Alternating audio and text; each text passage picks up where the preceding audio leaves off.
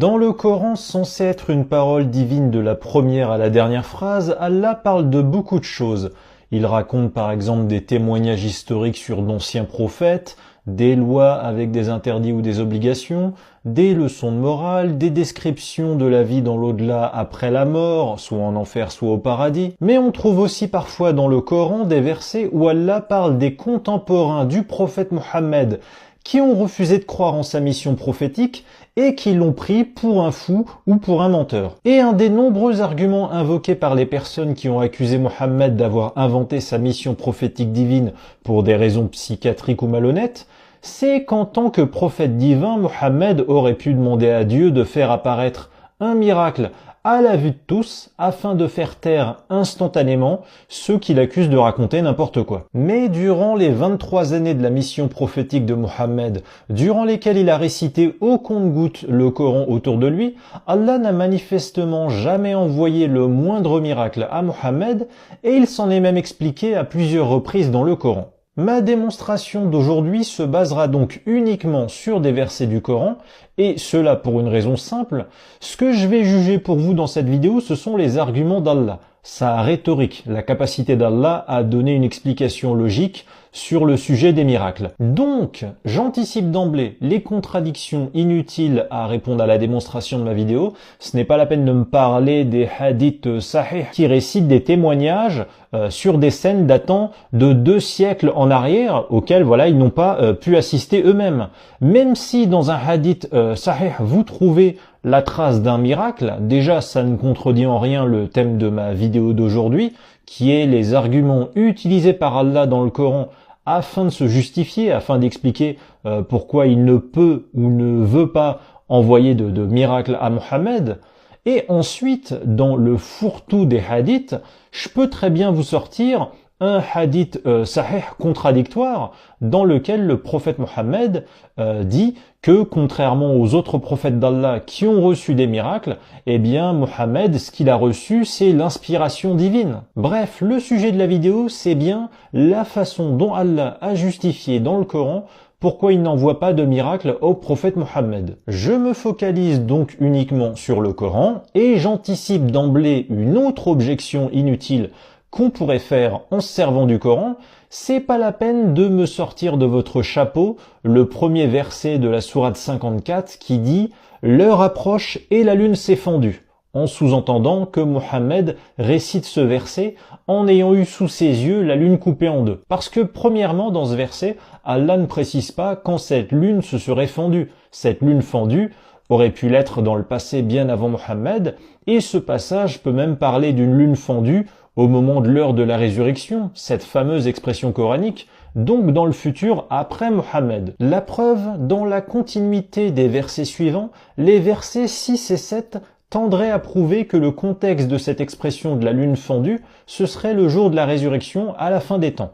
Bref, on ne sait pas ici si le propos dans ce premier verset parle ou non d'une lune fendue au temps du prophète Mohammed sous ses yeux en guise de preuve miraculeuse fourni à Mohammed par Allah, et comme je le soupçonne, les hadiths contiennent parfois des récits d'apologie de l'islam par des musulmans ayant pour intérêt d'embellir ou de crédibiliser l'islam. Donc c'est facile dans des textes de hadiths qui datent de 2 siècles après la mort de Mohammed d'avoir un témoignage d'un descendant, deux descendants qui prétend que son arrière-grand-père certifie avoir côtoyé un voisin ayant vu la scène de la lune coupée en deux à la demande du prophète Mohammed. Ça fait trop d'intermédiaires espacés dans le temps, surtout à cette époque. Et comme je vous l'ai dit, parfois on peut trouver des hadiths où le prophète Mohammed admet que c'est pas lui, mais les autres prophètes qui ont reçu des miracles. Donc les hypocrites qui ne prennent que les hadiths qui les arrangent et ferment les yeux sur les contradictions qui ne les arrangent pas,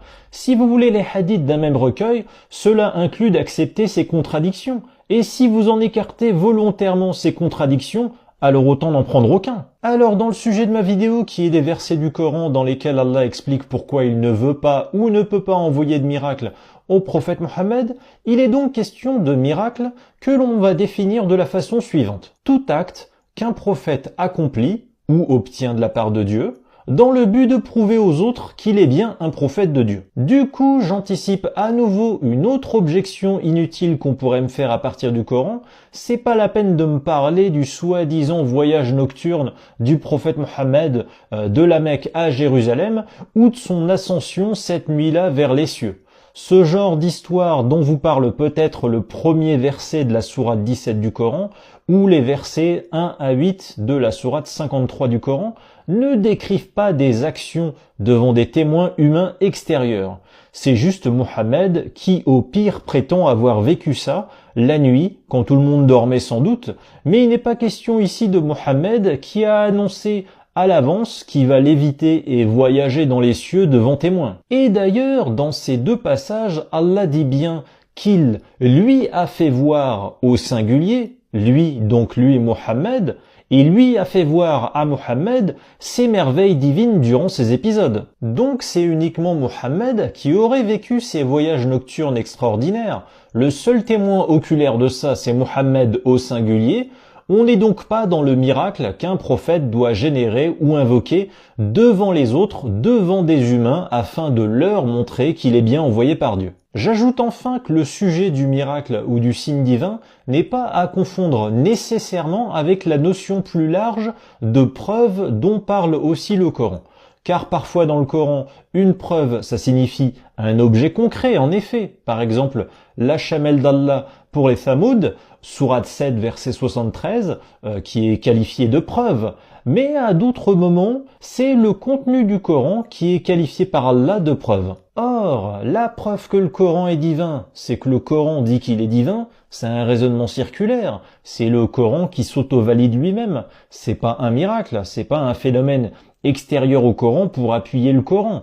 Or, c'est cela que des incrédules ont réclamé à Mohammed. D'ailleurs, dans des passages très significatifs du Coran, les mécréants qui refusent de croire en la mission divine de Mohammed réclament à Mohammed des miracles concrets pour le croire, et plein d'exemples de miracles réclamés sont listés, par exemple à la sourate 17 du verset 89 au verset 93. Allah le dit bien ici, la plupart des gens qui persistent à mécroire en l'islam et à qui les propos du Coran ne suffisent pas, réclament d'observer des miracles concrets, du style faire jaillir des choses de la terre, comme des sources d'eau, des jardins, ou faire tomber le ciel en morceaux, ou qu'il apparaisse une belle maison à Mohammed, ou que Mohammed soit élevé au ciel devant eux, etc. Bref, ils veulent assister à un miracle sérieux, concret, et pas à un simple verset qui auto-valide sa divinité lui-même ou un verset qui annonce qu'un miracle est arrivé la veille. Et d'ailleurs, selon le Coran, Allah en a déjà fait des miracles pour des prophètes avant Mohammed. Exemple, sourate 7 du verset 104 au verset 107. Moïse peut sortir un miracle d'Allah devant Pharaon en jetant son bâton qui va alors se transformer en serpent.